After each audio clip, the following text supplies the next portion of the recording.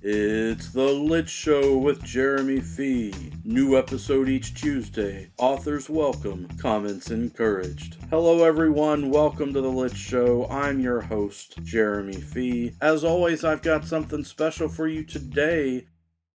I'm going to talk about my thoughts of Stephen King's book, Fairy Tale, just recently released. I suppose you could call this a review or a discussion. Ultimately, if you want to, you could ask the question, should you read Fairy Tale by Stephen King? The answer is a quick yes, thank you. I guess that's it for the video. Every day is a good day. No, I'm just kidding. I will talk more about the book. It's so exciting. Stephen King, during the pandemic, from what I've heard, decided that he wanted to write a book that he would just enjoy writing, something he would enjoy reading himself, something pleasant. And I think he really pulled that off. I greatly enjoyed reading Fairy Tale. I recently did a video about the Dark Tower series, and I talked about King Lear and the quote from King Lear that plays into the child Roland mythology, and how that quote included the Fifo-Fum language from the folktale Jack and the Beanstalk. And I think it's absolutely amazing that I happen to talk about that mythology and lore in talking about Stephen King's inspiration and the ideas behind the Dark Tower series, because my goodness, Jack and the Beanstalk is mentioned over and over again in Fairy Tale. And it's very obvious that yes, Stephen King has been inspired by that. This book is a portal fantasy. When I talked about last year's Stephen King release, Billy Summers, I mentioned that the way he structured the book, the first half of the narrative set up the second half, but was very different. That it was as if there were two different types of narratives happening within that novel. And I think Stephen King has done that again here. The first, somewhere between a third to half of the book, is one style of narrative, which is a modern setting. It's very realistic. It's about this teenager in high school and what he's dealing with, trying to help an injured old man and his dog, and developing the human relationships. Then you get to the portal fantasy aspect of it, and the narrative very much changes, because you're then dealing with something similar to or akin to C.S. Lewis, and you've got someone whisked off to another world. There are all kinds of fun pop culture references similar to the Dark Tower series with The Wizard of Oz and Star Wars and all of that.